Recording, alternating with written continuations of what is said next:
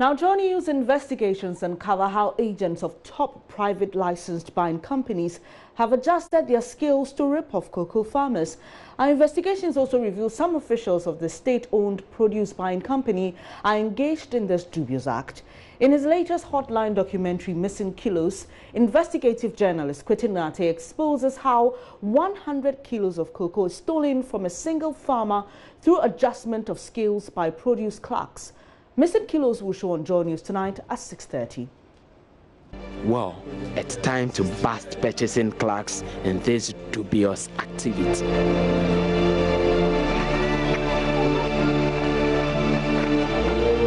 After weighing my cocoa, I have brought the cocoa to the first shed at Amokwa.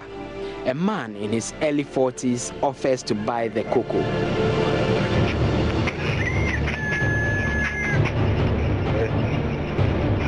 He volunteers to carry the cocoa. He takes me to a mud-thatched house. He doesn't own his own shed. He weighs the cocoa at home. A bag of 70-kilogram cocoa now weighs 64 kilogram on his scale. He's demanding an extra 5 kilogram, despite stealing 6 kilograms through the adjustment of the scale.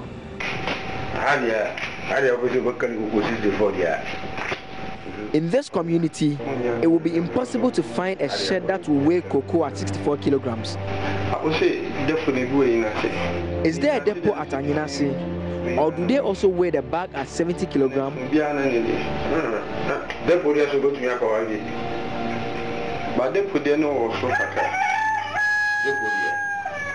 It won't be weighed at 64 kilograms, but you need to factor other costs such as transportation.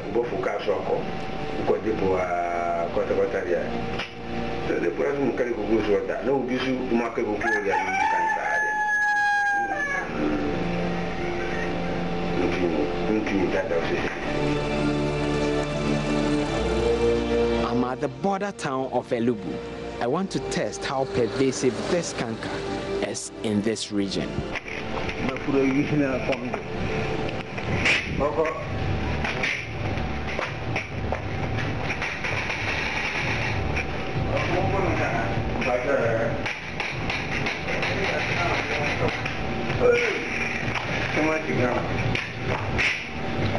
This 6.4-foot tall purchasing clerk works with private license buying company Fudo. His shed looks like an old church block. It hasn't been whitewashed for a long while. He's taking stock of several bags of cocoa here, but he stops to attend to us. He drops the bag of cocoa on an old rusty scale.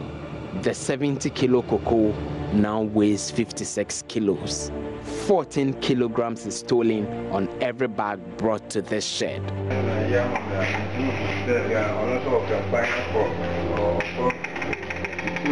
Is that your brother? What do you want me to do?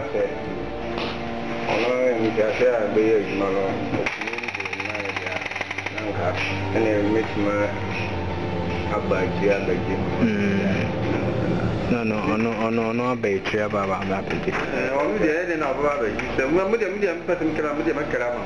okay, carry my.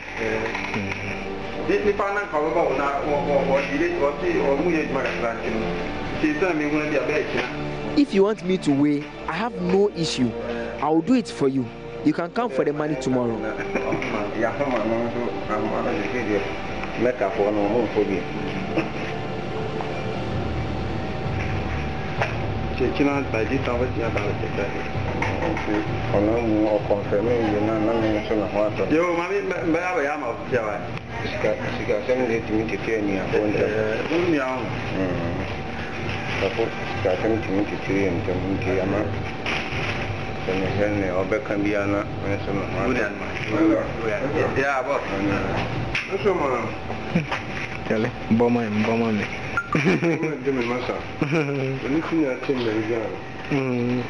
It's 57.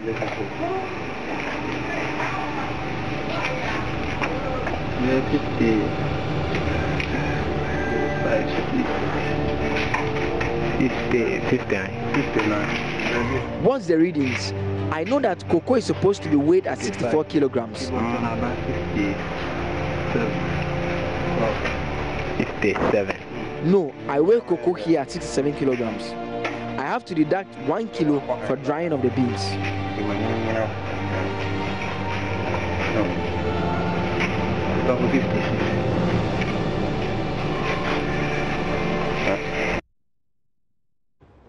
We've got the man behind this latest investigation on phone, Kwete Nate. Hi, Kwete. Now, just tell us, how long did it take to put this investigative piece together? It was a 7-month project. So I went to the Western region, Ashanti region, and then the Eastern region. 7 months, you say. Now, just fill us in on what viewers should expect as the first part of this documentary airs tonight. So, Bennett, viewers would have the opportunity to see how we expose these cattle in the cocoa industry. And, you know, there's an issue of weight and standard. So what I did was that I used fixed weight. And I attempted to make a mockery of the system. So you had me using a bag of cocoa which weighed 70 kilograms. Then I used cement which has a fixed weight of 50 kilograms. Then I used weighing stones, and it goes to make the point that even if you use a feather which has a fixed weight, you still be able to detect the flaws in the weighing scales being used by the various agents of the license buying companies. And that's how pervasive this canker is, especially when you go to the rural areas where many of these farmers are poor and depend on proceeds from the cocoa to take care of their homes, pay fees, and having them being treated by produce clerks who, in some instances, don't even own a cocoa farm. And in the documentary, you have a produce clerk who has no farm. He lives in a plush apartment. And the district chief cocoa farmer lives in a mud house. And this district chief cocoa farmer has 23 acres of cocoa farm, yet he lives in a mud house. It's because they are being treated by these produce clerks. Kwete, just briefly tell us who these agents of the private license buying companies are and what really is their role in the chain of events.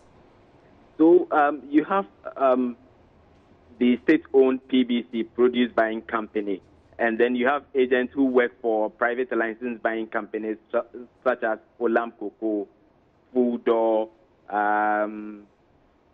Yonkopa, Kriapa Cocoa. The list is endless, and all these agents of the license buying companies are involved. And according to Cocoa Board, almost all of them are neck deep in this process. However, the law states that Cocoa Board must withdraw the license of these license buying companies who are involved in this process. But unfortunately, all of them are involved. So Cocoa Board cannot do so.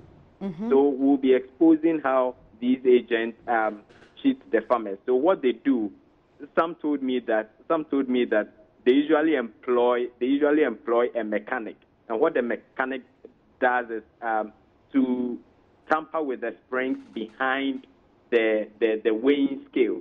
So they tighten a bolt at one end and then tighten another at another end. And when it does that, when you use 2 bolts, you realize that you'll be able to steal 5 kilos from the farmer. When you use 4 bolts, you'll be able to steal 10 kilos from the farmer. And the excuses, those that we caught in the process, some of them were giving flimsy excuses that it either amounts which have starved cloth in the weighing scale. That's why it's defective. Some were claiming that the reason why they adjust the scale is because the farmers don't dry the cocoa beans well. So they adjust it in order to make up for the drying that they would be doing. But the question is, what then happens to those that dry their cocoa well and bring it to the shed? All right, Kwete, let's leave it here. I'm sure viewers would see more in that first part of the Missing Kilos documentary that will air today at 6:30 p.m. here on this channel on JoyNews Multi TV, DSTV channel 421 and Go TV channel 144. Do make a date.